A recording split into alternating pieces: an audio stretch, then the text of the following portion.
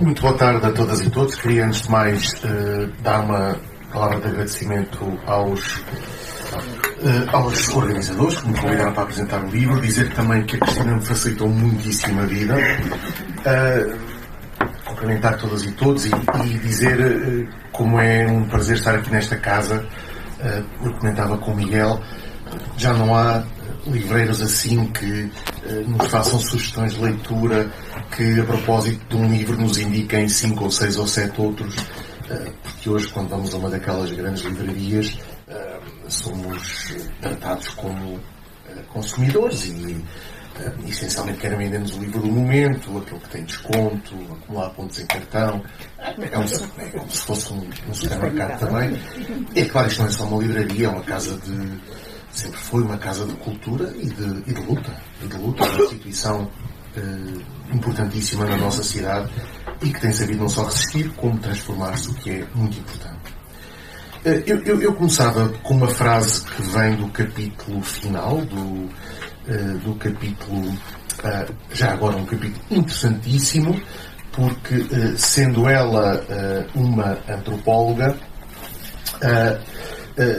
propõe-nos um guião, isto é, através das entrevistas do seu trabalho de campo, a Joana Craveiro faz um guião, um script para um filme.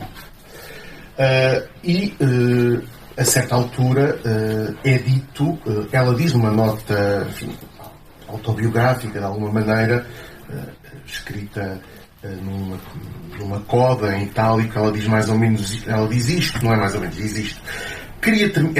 É mesmo um script para um filme, é um guião para um filme, baseado no seu trabalho de campo como antropóloga.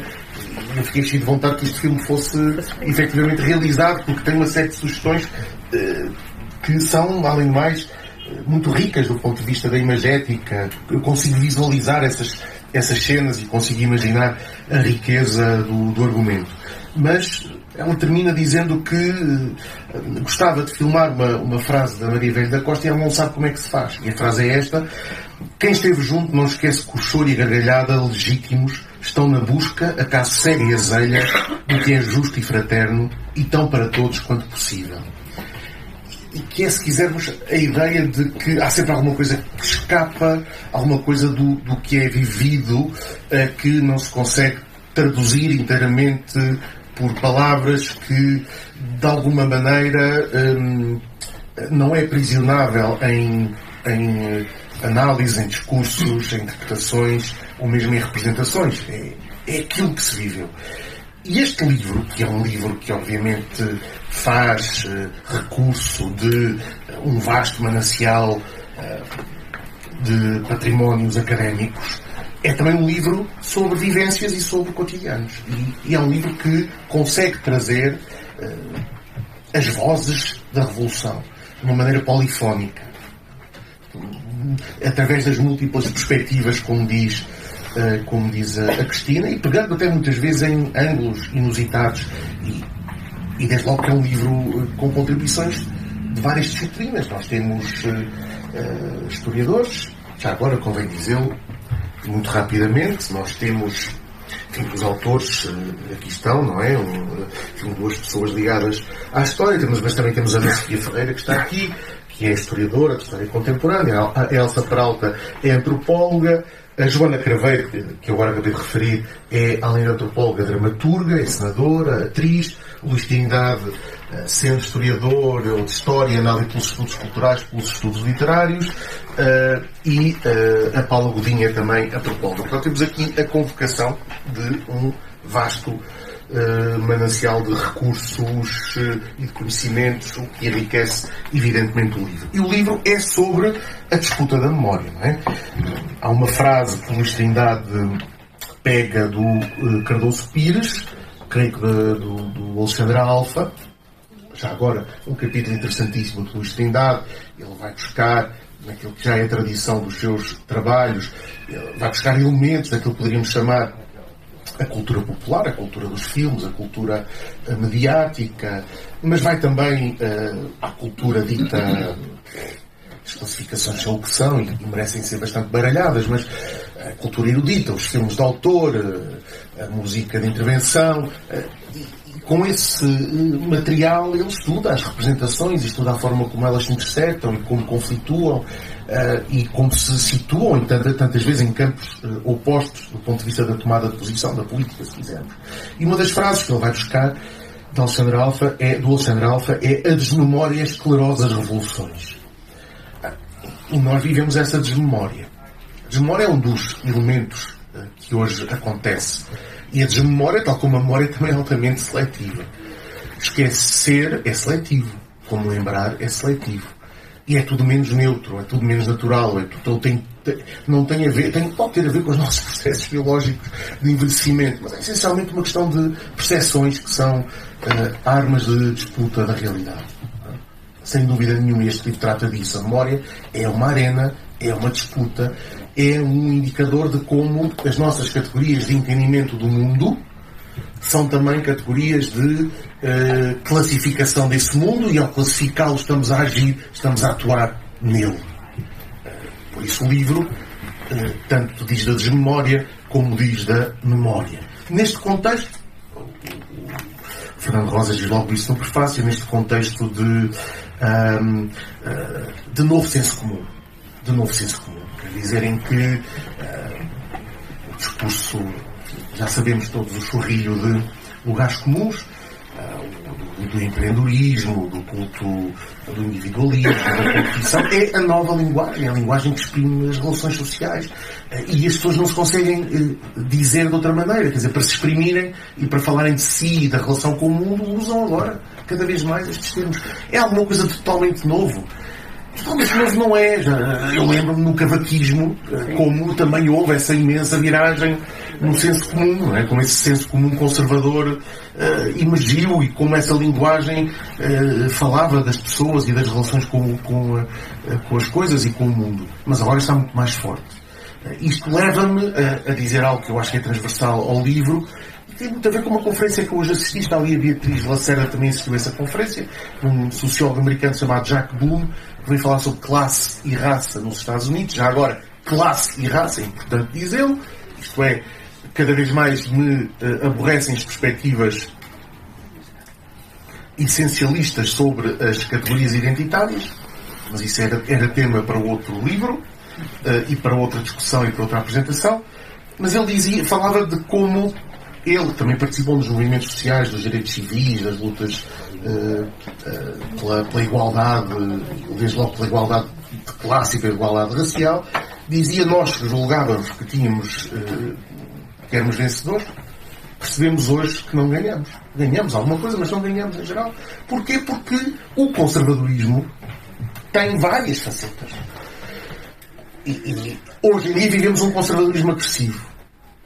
Mas o conservadorismo, quando não tem as condições para exprimir a sua maneira de estar no mundo, persiste, resiste, ele também, num conservadorismo defensivo.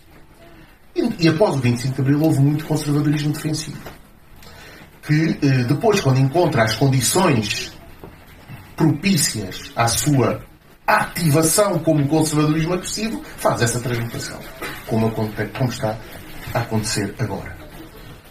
O capítulo do Manel fala-nos precisamente sobre a forma como esse conservadorismo se torna agressivo, a propósito, quando o cavaquismo, desde logo, a célebre frase já aqui referida do cavaco, não é? E o Manel olha do outro lado do espelho, como é que as classes dominantes começaram, e algum campo intelectual começou, e mediático também, começou a representar a revolução e a teoria a nova teoria da dupla revolução, isto é, da dupla ditadura neste caso, e a patologização da revolução, da rebeldia, dos agentes revolucionários. Estavam bêbados, eram loucos, portanto foi tudo uma espécie de momento de exceção. Vamos lá fechar rapidamente esse parênteses da história, e aí percebemos como as nossas perspectivas, às vezes tão voluntaristas, tão empenhadas na luta, se esquecem de como esse conservadorismo, nas suas múltiplas metamorfoses, consegue persistir e agora emergir com tanta força, não é? Não convém esquecer a frase do Freitas do Amaral que tu vais resgatar, mais no final de vida, não é? Quando ele diz que, bem, na verdade a direita portuguesa não deixou de ser salazarista. É ele que o diz. O Miguel Cardina, pegando também na questão pós-colonial e naquilo que têm sido os seus estudos, fala-nos deste revivalismo colonial, destas novas formas de exprimir a brandura dos nossos costumes e aquilo que também é supostamente o cariz excepcional do nosso colonialismo, falando de todas as formas de lusotropicalismo, falando de como o discurso sobre os oceanos. Não me lembro de ver o Paulo Portas a mostrar um novo mapa de Portugal, parecia um novo mapa, aqueles mapas do salazarismo que pintavam a Europa com a área das nossas colónias, e agora era o mar, não é? O mar português, mais uma vez o discurso expansionista desse país que não fica confinado às suas fronteiras exíguas. Mas impressionou-me, além daquela reflexão que nós conhecemos de como nem sempre, a miúdo, não houve uma confluência suficiente entre o discurso antifascista e anticolonial, de como o discurso anticolonial às vezes ficava um pouco submerso nas urgências do discurso antifascista, mas impressionou-me imenso. Eu não tinha ideia de como a narrativa épica se consubstanciava em tamanho volume de monumentos, quando tu, a certa altura, dizes que desde 2000 há mais de 400 monumentos memoriais sobre ou a propósito dos combatentes coloniais, geralmente com frases, textos que fazem exaltação do patriotismo, do dever, da guerra colonial de uma forma nada crítica e, pelo contrário, até de uma forma bastante retrógrada. Não há como dizê-lo de outra maneira. A Elsa Peralta pega na questão dos retornados e questiona a narrativa dominante de que o retorno foi uma história de sucesso. É uma narrativa que alguns sociólogos têm também seguido e que se baseia na ideia de que a população que regressou foi rapidamente integrada, não só porque o governo tinha medo que eles, sabendo-se que eles, os retornados, eram potencialmente à direita, reacionários, ressentidos, pudessem trazer um manancial de revolta e de desestabilização política. Criou-se o IAR, criaram-se estruturas de apoio. Havia também redes de solidariedade. Há muito o mito da sociedade previdencial em Portugal, da sociedade de previdência, além do mais, mostra-se, o Rui Pena Dias mostra isso, que eram populações mais escolarizadas, que estavam muito ligadas também ao pequeno e médio negócio, e por isso tiveram uma integração fácil. Pois bem, a Elsa Peralta fala dos outros, fala da diversidade de situações desse retorno. Eu sou retornado, não é? Nasci em Angola. Embora um retornado singular, porque o meu pai era militante do Partido Comunista Português e do MPLA. Ainda há uma fotografia da grande manifestação no Lubito do Agostinho Neto, e há essa fotografia eu tenho, não é? Muitas cabeças negras e uma cabecinha branca, que é o meu pai, que está lá a receber o Agostinho Neto, e que recusou quando se armaram milícias em Luanda, todas as empresas distribuíam aos seus trabalhadores armas, e ele recusou e militou clandestinamente também no MPLA, e portanto minha família é um caso, mas eu, pela minha família e por outras próximas, noto como essa imigração foi difícil. Isto é, retornados de esquerda tinham muita dificuldade em dialogar com os outros retornados e quebraram os seus vínculos de socialidade ao chegarem aqui. Ficaram muito isolados, porque não se integravam nas tertúlias nostálgicas dos retornados. Como os retornados pobres ficaram também altamente, tiveram imensas dificuldades de adaptação. Viviam ainda em locais precários na década de 80. E não raras vezes havia situações em que a própria população portuguesa olhava para estes imigrantes como olha agora para os imigrantes de outras etnias, potenciais concorrentes, pessoas que estão a roubar os nossos subsídios, a viver dos nossos subsídios, alguns estão em hotéis de luxo, enfim, todas as contradições destas memórias difíceis que estão presentes e que permitem à Elsa Peralta este novo ângulo. A Paula Godinho vai retomar as memórias da reforma agrária muito do ponto de vista das mulheres. A certa altura, Elvira, que a Paula Godinho, cuja voz a Paula Godinho amplifica, diz a gente erguia o braço e cantava. E aqui há a cenografia da própria Revolução, há aquilo que no Alentejo e no Sul foram os movimentos de ocupação, foram as UCPs, foi a tentativa de erguer o braço e cantar, o que, diga-se de passagem, para décadas e décadas de subalternização, é ressocializador. Poder fazer as perguntas, levantar o dedo, levantar o punho, cantar, é algo que, na vida das pessoas, é revolucionário. E na verdade,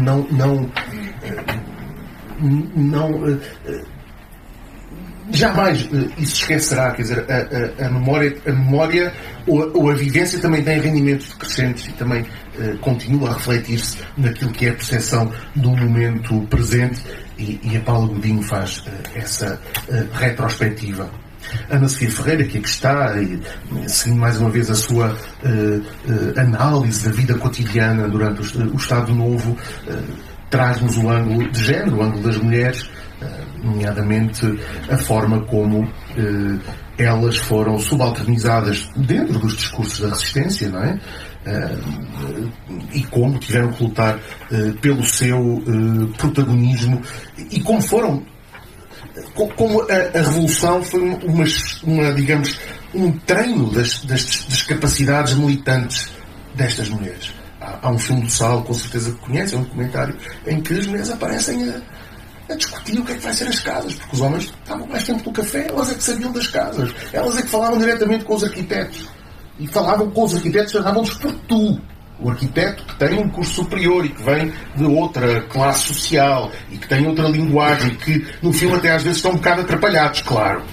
E elas tratavam-nos por tu. Elas é que diziam que queremos, a casa de bem é mais importante. E nós é que sabemos o que é que queremos das nossas casas. E eu tendo a pensar que isto não se perdeu totalmente. O Luís Trindade, mais uma vez, já que o referi, vai buscar filmes, músicas, romances, e luta contra o essencialismo sem saída, patenteadamente, como eu concordo com ele, nos filmes do saudoso também, mas polémico, Manuel de Oliveira. E, enfim, a Joana Craveiro, que nos traz o tal guião para um filme que eu espero venha a ser realizado. Termino lembrando-me também, como tu trouxeste o Marx, lembrando-me de algo que ele disse numa das suas últimas entrevistas. Estava ele, a expensas do Engels, como não poderia deixar de ser, e lutando contra a doença numa cidade balnear da Grã-Bretanha, já bastante mal. E houve um jornalista americano que me entrevistou. E a certa altura o jornalista pergunta-lhe, desconfiando que ele não iria durar muito mais, não é? O que é que era a sua vida, como é que ele podia resumir o princípio da sua vida, e ele não hesitou. Luta. Claro, luta. E por isso este livro é também sobre isso. Muito obrigado.